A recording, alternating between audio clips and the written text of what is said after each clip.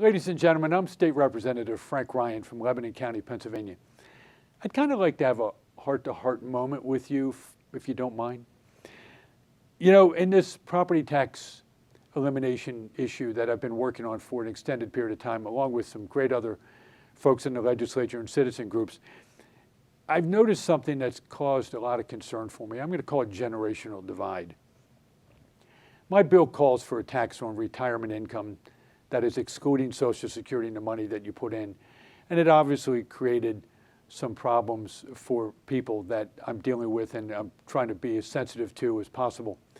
Just to put your mind at ease, we're keeping the bill open so I can get around and talk to people.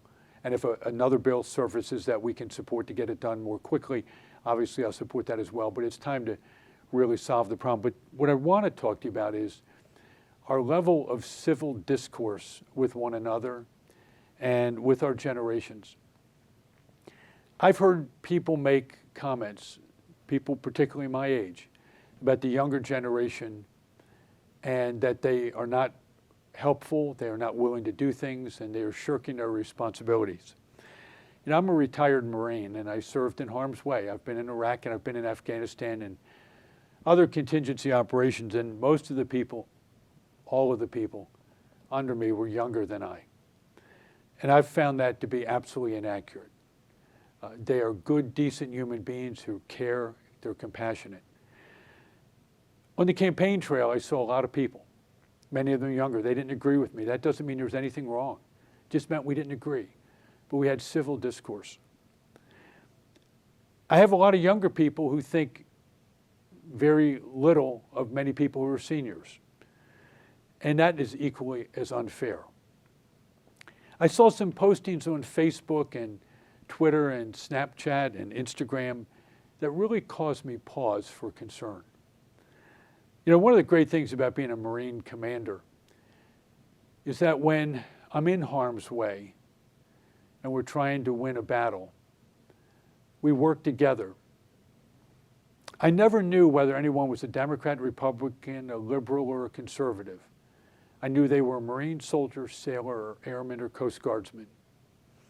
We fought for the same common good, maintaining this experiment we call a republic, maintaining the concept of liberty. I voluntarily surrendered my First Amendment rights when I went into the Marine Corps. I no longer had a freedom of speech. I could say things that if I did, I could be court-martialed. I still had a right of assembly as well, even though I said I surrendered it. But my right of assembly was at 4 a.m. when I got together with the rest of the battalion for morning formation before we left. I had the right to seek redress for government, and they had the right to tell me no. I had freedom of religion, and I can guarantee you when I was in the Marine Corps and in harm's way, it's amazing how many people found their faith. But it was never directed or forced on me. We as a nation have a responsibility to care for one another in our rights as citizens. Some of the things that I've seen accused at other people, you know, I'm a broad-shouldered Marine. You can say anything to me you want. I deal with reality. I understand. I deal in financially troubled companies and I'm prepared to take it. But what I've seen you do to one another causes me an unbelievable amount of concern.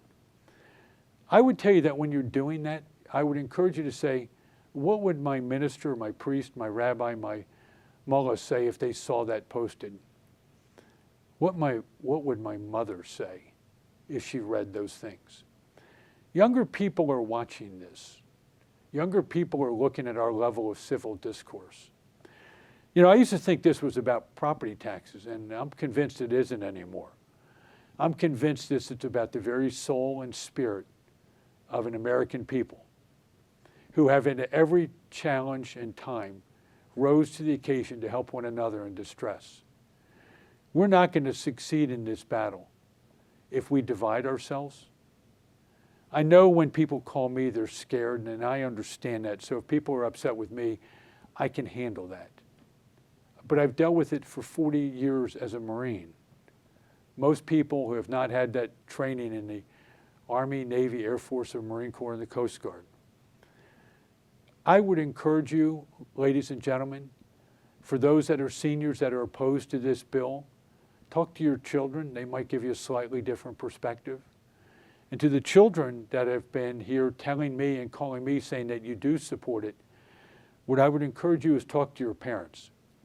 No bill that I can pass, be it Senate Bill 76, House Bill 13, or other myriad property tax bills, can repair the damage that's been done to families by the level of civil discourse that I have seen in just the past 2.5 years of being in elected office. Please be kind to one another. It's one of the few times I will tell you that we will either survive as a unified group, regardless of our different political perspectives, or we will perish, because I can guarantee you, for every society that has told me that we are too big to fail, I can show you throughout the history of mankind that that's just not accurate. Please come together. If you're upset with me, I understand that. Please call me. I'll try to take as many calls as I can. If you're upset with one another, try to heal it.